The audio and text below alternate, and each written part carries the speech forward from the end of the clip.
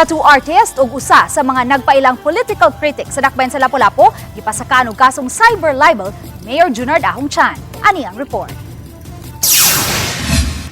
5 counts of cyber libel ang gisangat ni Lapu-Lapu City Mayor Junard Ahong Chan batok sa 45 anyos nga tattoo artist nga si Humphrey Elvira. Oktubre 31, 2024, dihang giduso sa mayor ang reklamo ngadto sa City Prosecutor's Office. Gipasabot ni Chan nga sayod siya nga isip usa ka politician kabahina ang mga kritisismo o pagpanaway sa iyang pangatungdanan.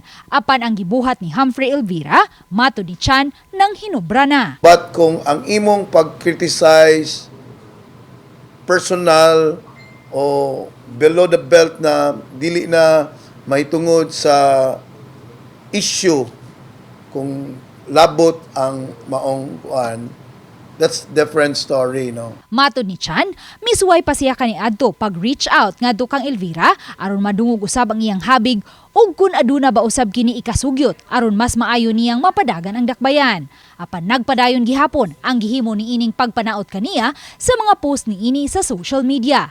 Lakip sa mga post ni Elvira nga gireklamo ni Chan mao kadto mga post niya atong September 1, September 3, September 19, October 8 ug October 9. Ipatubag na to niya ngadto sa korte.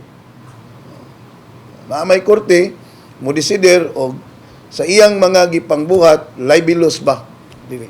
Matod ni Chan nga gipaluyuhan si Elvira sa oposisyon sa tinguha nga mapulihan siya sa katungdanan. Dugang sa mayor nga dugang mga kaso pa ang iyang isangat batok kang Humphrey Elvira sa musunod nga mga semana. Si Elvira sa iyang bahin mitataw nga isip usa ka political critic ang pagpadaga ni Chan sa dakbayan maulang ang iyang gisaway ug dili ang personal ni ini nga kinabuhi.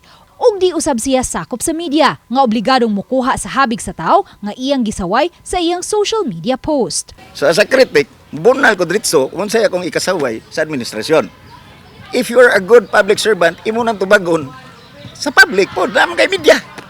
500k kapya na yung followers. Gitataw ni Elvira nga samtang supporter siya sa kaatbang ni Mayor Junard Ahong Chan sa pagkakongresista sa 2025 elections nga si Ryan Yuzon, apan wa siya swelduhin ni ini aron dauton si Chan. Matod ni Elvira, dugay na siyang political critic ug bisan sa previous administration iya usab kining gisaway. Apan kini pa ang unang higayon nga gipasakaan siya og kasong cyber libel.